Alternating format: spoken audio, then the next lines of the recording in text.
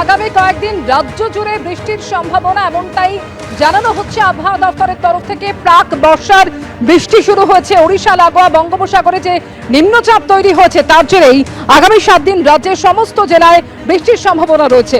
উত্তরবঙ্গ এবং সিকিমে 2-3 দিনে বর্ষা ঢোকার সম্ভাবনা। কাল 2 মেদিনীপুর এবং 2 চব্বিশ পরগনায় বৃষ্টির সম্ভাবনা রয়েছে।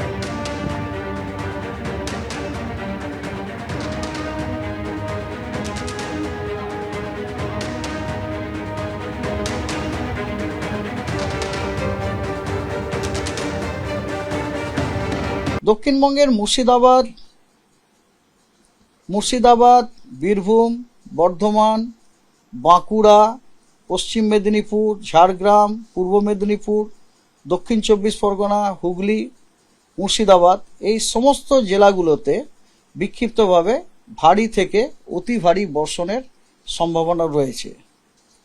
আর ঝাড়গ্রাম, 2 মেদিনীপুর, হুগলি, হাওড়া, তারপর আপনার কলকাতা এবং দক্ষিণ চব্বিশ পরগনা, উত্তর চব্বিশ পরগনা এই জেলাগুলোতে থান্ডারস্টর্ম উইথ লাইটনিং এবং তার সাথে গাস্টি উইন্ড 40 থেকে 50 কিলোমিটার পার আওয়ার অথবা 30 থেকে 40 কিলোমিটার পার আওয়ার হওয়ার সম্ভাবনা রয়েছে।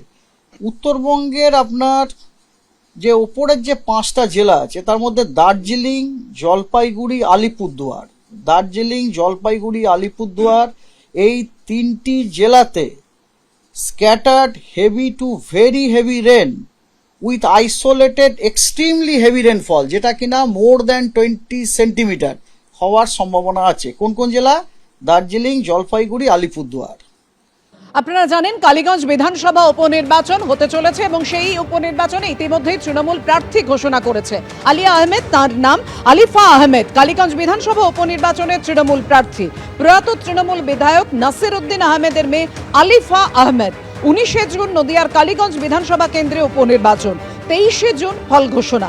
তৃণমূল বিধায়ক নাসির উদ্দিন আহমেদের মৃত্যুতে উপনির্বাচন হবে কালীগঞ্জ বিধানসভায়। বাবার জেতা আসনেই মেয়ে আলিফাকেই প্রার্থী করলো তৃণমূল।